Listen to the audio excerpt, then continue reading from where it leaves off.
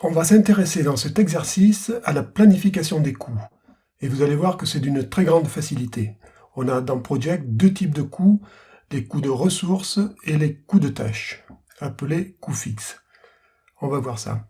Donc on reprend notre exercice SUDRE 2021. Je suis sur le fichier sur lequel on avait fait l'affectation des ressources aux tâches. Et je vais revenir dans le tableau des ressources. Donc là, on avait créé nos ressources, on avait indiqué leur capacité, et on ne s'était intéressé jusque-là que aux ressources de type travail, c'est-à-dire les êtres humains, les individus. On va s'intéresser au coût, et notamment au taux standard, qui est tout simplement le coût horaire des ressources pour les individus. Donc les taux standards pour Morgan Moulin, 70 € de l'heure. Alors, bien sûr, il s'agit de son coût et non pas de son salaire. Les autres ressources sont à 50 €. Donc je duplique jusqu'à Alexandre Adler. Les stagiaires, les malheureux, sont à 0. Et je vais créer deux ressources de type différent. Il se trouve que sur l'une des tâches, je distribue des cadeaux. Donc le cadeau est une ressource, mais ce n'est pas un individu, c'est une ressource de type consommable. Donc on s'aperçoit ici que pour les ressources consommables, je n'ai pas accès à la capacité maximale. Autrement dit, c'est une ressource qui est en nombre infini. Par contre, l'étiquette matériaux, la colonne étiquette matériaux, dans laquelle je ne pouvais rien mettre, je vais mettre l'unité de consommation de ce consommable. Alors, dans l'absolu, ça peut être des mètres linéaires, des mètres carrés de tissu, des mètres cubes de matériaux. Ici, on va dire que nos cadeaux, ils sont achetés à l'unité. Et chaque cadeau coûte 12 €. Donc on voit que le logiciel est un petit peu intelligent et qu'il ne me rajoute pas par heure comme il le fait pour les individus. Donc voilà, qui est tout à fait normal. Autre et dernier type de ressources, les ressources de type coût. Et là, ça sera pour nous des frais de déplacement, par exemple.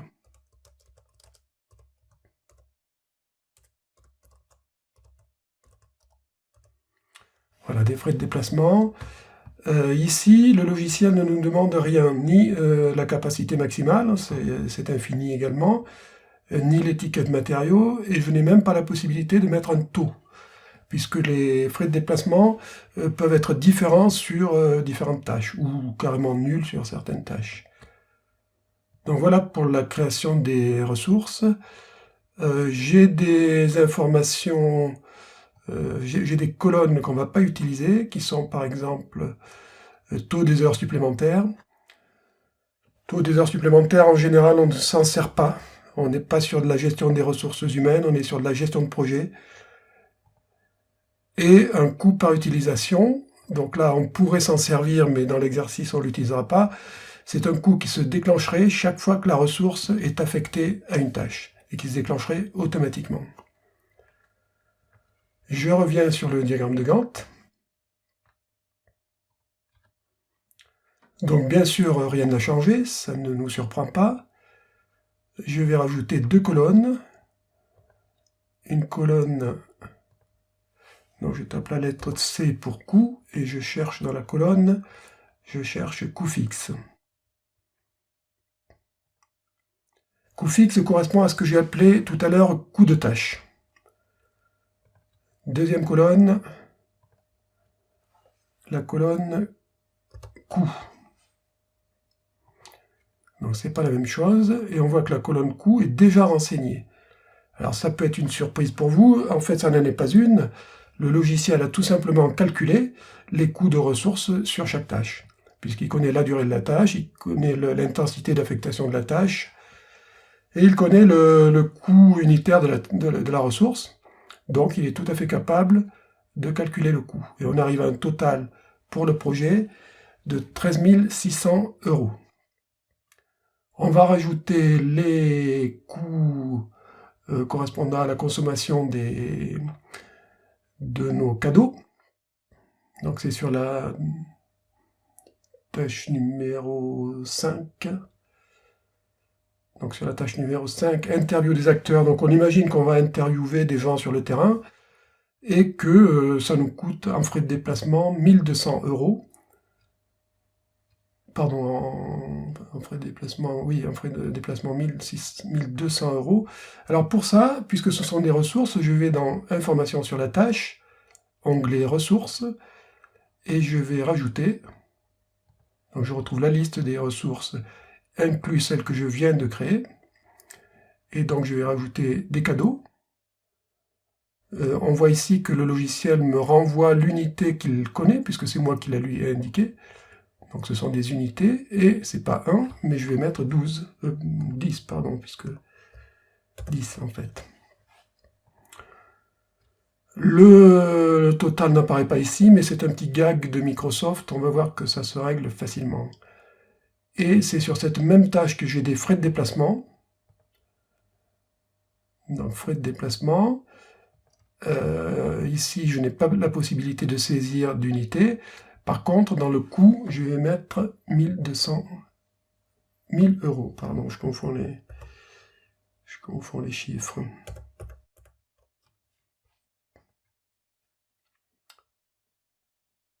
Ouais, je vérifie, c'est bien ça. Donc, j'ai fait mon affectation sur cette tâche-là. Je valide. Et je vais revenir dans la même boîte de dialogue, juste pour faire le constat que le logiciel, du fait qu'on a fermé et rouvert la boîte de dialogue, nous a fait le calcul du total des cadeaux. Donc 10 fois 12, 120 €. On va expérimenter les coûts fixes. Donc les coûts fixes, c'est sur la tâche 12, cartographie. On fait l'hypothèse que c'est une tâche sur laquelle on a une acquisition extérieure, donc ça peut être une prestation de service dans ce cas-là, mais ça pourrait être une acquisition d'un bien. Donc là, je mets 1200 €. J'élargis la colonne pour qu'on voit bien de quoi il s'agit. Donc pour simplifier, je n'ai mis qu'un coût de tâche, qu'un coût fixe de tâche, et une tâche sur laquelle on a des consommables et des ressources de type coût. Et on s'aperçoit que notre total a changé dans la colonne coût, du fait du coût des ressources additionnées, et également du coût des 1200 € de frais fixes. La colonne coût totalise coût de ressources et coût fixe. Alors un dernier petit détail, avant de conclure, il n'existe pas de colonne coût de ressources. Donc si vous voulez les coûts de ressources, c'est tout simple, vous utilisez les champs personnalisés et vous faites un calcul coût moins coût fixe, et ça sera donc le coût de ressources. Les champs personnalisés, on verra ça dans un exercice ultérieur. Donc voilà, j'avais dit que c'était très simple la question des coûts, c'est vraiment très simple puisqu'on a terminé.